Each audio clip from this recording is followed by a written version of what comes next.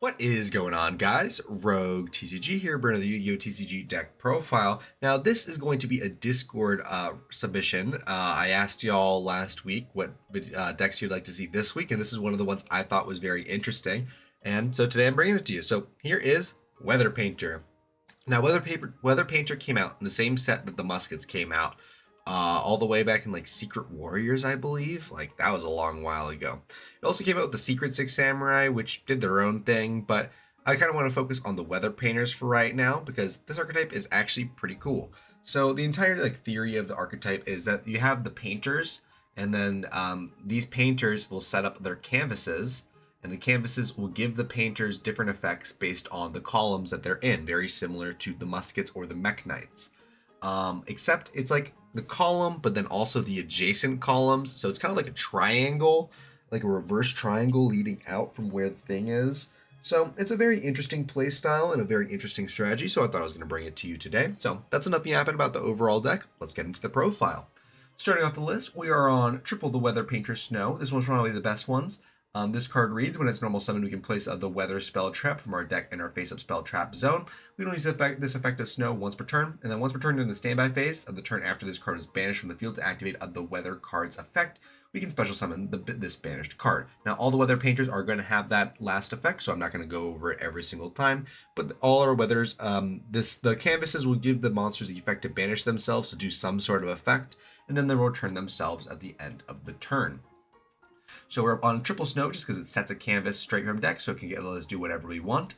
Then we're also on Triple the Weather Painter Thunder. We can send one face-up continuous spell trap we control to the graveyard to place a one weather spell trap from our deck in our face-up spell and trap zone, and it has that other effect as well. So unlike Snow, where Snow will just place it like whatever, this one is an ignition effect in order to send one, in order to place one, which can be better depending on certain setups that we have going on, because we can use our next card in order to use this card to get advantage, and our next card being the Weather Painter Cloud. Now, this card has a trigger effect. This card reads, if another face-up weather card is sent to the graveyard, you can target up to 2 of the weather spell traps in our graveyard to place them face-up in our spell and trap zone. We can use this effective cloud once per turn, and then it'll have that weather effect at the very end. Now, this card is quite good, but you can see in the list we are playing Dimension Shifter because our deck doesn't really care too much about the graveyard, except for the cloud. The cloud is the only card that actually cares about the graveyard, so there is some negative synergy there, although we can deal with it more than our opponent probably can, so we are still playing the Dimension Shifter and the cloud because the cloud is still necessary for grind game situations and is quite good regardless. Our last 2 Weather Painters is going to be one copy of the Weather Painter Sun. If it's in our graveyard, we can send a face-up continuous spell trap we control to the graveyard to special summon this card in defense position. If we do place one of the Weathers from our hand in the face-up spell and trap zone, we only use this effect of Sun once per turn. And since that is a very niche effect, like this card has to be in the graveyard, we have to have a face-up continuous spell or trap that we have, and we have to be able to send that card specifically to the graveyard. And then we have to be able to place a weather card from our hand in the face-up spell and trap zone. It is a very situational card, and we are only playing one of it. It is useful to note that it is a fire, so we can make Heat to the Fire Charmer ablaze in this deck against other fire decks in order to link climb. So that is something that we have access to. And then our last Weather Painter is going to be one copy of the Weather Painter Aurora. When it's normal summon, we can place one weather spell trap from our hand, deck, or graveyard in our face-up spell and trap zone, where our opponent cannot target the weather spell traps we control with card effects, and also they cannot be destroyed by our opponent's card effects. And once returned during the standby phase of the turn, this card is banished, and we get to bring it back like all the other Weather Painters. Now, the main reason we're playing this is for that protection effect. Being able to protect all our spells and traps can mean it can be a really difficult time for our opponent to deal with our setup, as well as if we do actually opt to normal summon this card, because it is a 1 tribute monster, we can get some of the advantage back from that. But that is all for our Weather Painter monsters. We're on 11 of them in our main deck. Now let us cover our Weather Painter spells and traps. Starting off, an honorary Weather Painter card is one copy of Terraforming, and then the search card is triple copies of the Weather Forecast. This is a fairly new card. This card reads, when it's activated, we can place a weather spell trap from our deck in our face-up spell and trap zone. So it's already like a Weather Painter Snow on activation, which is amazing. And we can use the following effects of the weather forecast once per turn. If we link summon a weather link monster, we can also use face-up weather cards in our spell and trap zones as weather monsters for its link summon. And during the main phase, we can immediately, after this effect resolves, normal summon one weather monster from our hand. We can use activate one weather forecast per turn. So, really powerful effect. This deck had a very big issue with getting multiple monsters on the board since we only really have one summon associated with the deck, and this gives us a second normal summon, as well as the fact that this allows us to link summon while cheating the materials, even though, like, again, we have a difficulty flooding the board. This allows us to flood the board in an artificial manner by using our spells and traps as material. So, fantastic card. And I will actually cover the links right now because it is quite relevant. So we are on 2 copies of the Weather Painter Rainbow and 2 copies of the Weather Painter Moonbow. Let's cover Rainbow first. It needs 3 of the Weather monsters, so we can use spell traps and or monsters for it as long as our field spell's up. When your opponent would special summon a monster quick effect, we can send this linked card to the graveyard to negate the summon, and if we do, destroy the monster. Once per turn in the standby phase of the turn after this card was banished from the field to activate the Weather card effect, you can special summon the banished card, and Weather effect monsters card points to gain the following effect. When a card or effect is activated, quick effect, we can banish this card to negate the activation, and if we do, destroy that card. So depending on how many weathers we have, we can have that many negates, as well as this card being like a solemn warning on legs is really fantastic. And then our other Weather Painter link is the Weather Painter Moonbow. It needs the 3 of the Weather monsters, just like the other one. If it's linked summon, we can special summon a banished Weather monster, so allowing us to regain that access to the monster immediately. And if this link summon card is destroyed, we can special summon one the Weather Painter Rainbow from our extra deck.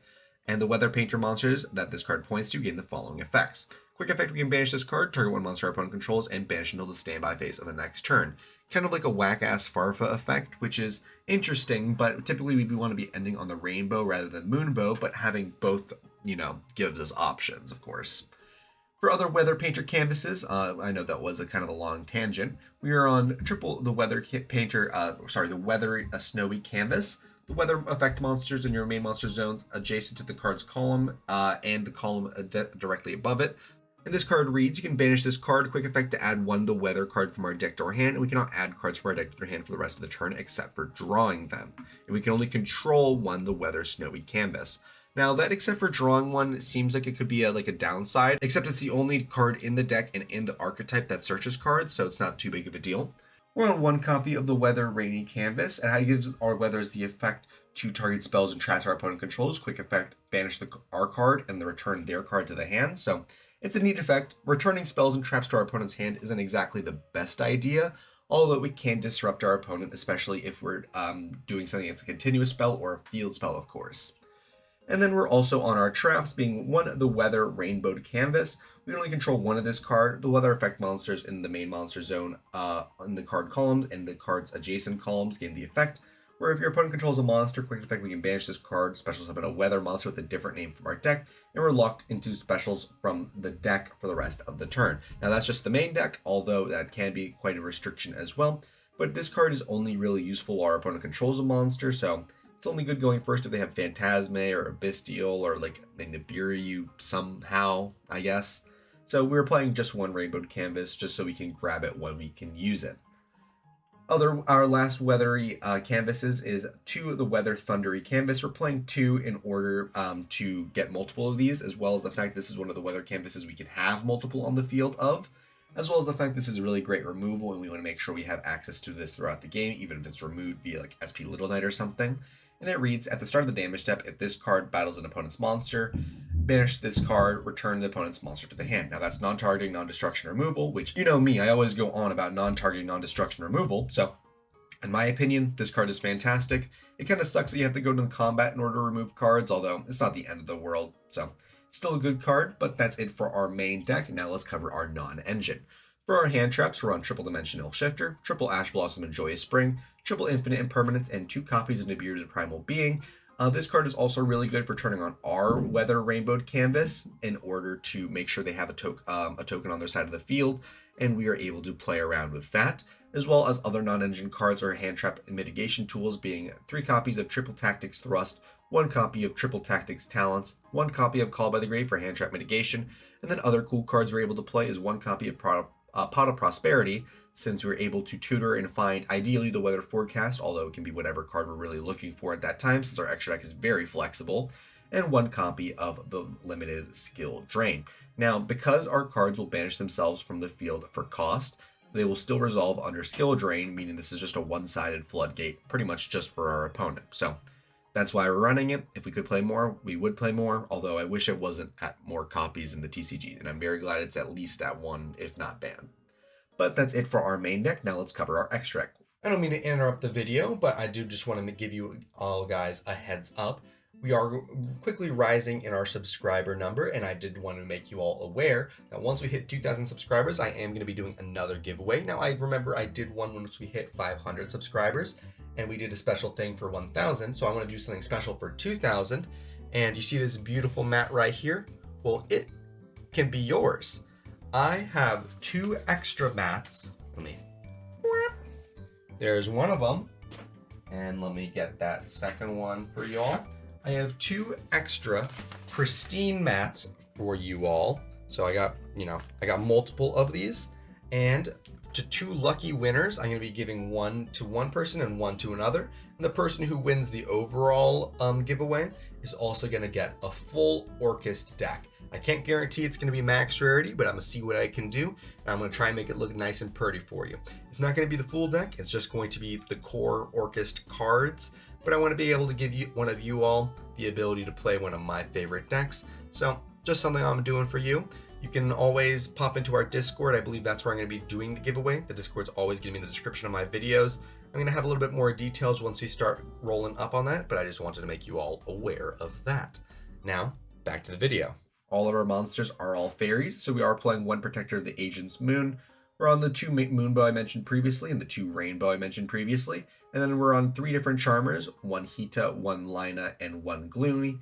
Lina is being able to be used with our Weather Painter Thunder. Hita, of course, is with our Sun. And Gloomy is with our Aurora, or if we get a D-Shifter on our side of the board somehow. Other monsters in our extra deck include SP Little Knight, IP Masquerena, Selene, Queen of the Master Magicians. We can use this if we use, for example, a Lina, the Light Charmer, or any Charmer. We can then make Selene to bring back the Charmer, and then we are able to link up into our next card, being Access Code Talker, of course. And then, or even potentially something like an Underworld Goddess of the Closed World in order to remove really problematic cards like Raid Raptors or Towers like boss monsters. Other cards that I thought were interesting in the deck, although I'm not sure if they're necessarily optimal, I thought Levier would be a neat pick since all the Weather Painters except for Aurora are level 3, and they all banish themselves, so this is a way that we could theoretically get like one of these Moonbow-like effects, special summoning a banished Weather Painter, by using our Levier to do so if we're really feeling like we need it. It's also another way to set up a very cute SP Little Knight that can banish a card, since we can go, 2 monsters in a Levier bring back a monster, and then guess what? Levier was summoned from the extra deck, so we were able to go SP Little Knight and get a banish. And then our last card in the deck is 1 copy of Superstar Slayer Typhon Sky Crisis. Now, I want to give you my final thoughts about the deck. I think this deck is very fantastic. I'm not sure if it's necessarily the best thing that you could be bringing to whatever event you're going to, but it also has a very high skill ceiling, and also most people don't really know what it does or don't really comprehend the axis that it plays on. But if you can play this deck well, I'm very certain that you can take this deck quite far. I think it's a very cool deck, and I'm very happy to be bringing it to you. Again, thank you so much for watching. If you still are, thank you my 1 member. Thank you, Ari. If you want to become a member, please stay tuned to the end of the video. But that's all I got. Thank you all so much for watching, and I'll be seeing you all later. Bye-bye. Thank you guys so much for watching the video. If you wanted to talk to more Yu-Gi-Oh! Players like yourself, I would highly recommend checking out our Discord server. Link is going to be in the description, as well as the QR code on screen. We do talk somewhat frequently about Yu-Gi-Oh! And the current meta, so I would really enjoy to see you there. As well as we do recently now have channel memberships available on our YouTube channel, where we have 3 different tiers. We have Super Supporter at $2 a month, where you get loyalty badges, emojis, guaranteed comment responses, a shout out at the end of every video, as well as access to the members only Discord channel, where you get early sneak peeks at future videos. There is the Giga Supporter at $5 a month, where you have early access to all new videos about a day or 2 before they go up, as well as all the previous offers. And for $15 a month, we do have our final tier, which is going to be Femboy Fanatic. You get a guaranteed customized video every single month, as well as 1 hour of my time. Could be for anything you'd like. You want a duel? Absolutely. You want me to help build a deck? Absolutely. You want to play some Helldivers? Sure. I'll do anything for an hour once a month. But supporting does help me out quite a lot, and it does help me produce all of these videos. So thank you guys so much for watching, and I'll be seeing y'all later. Bye bye.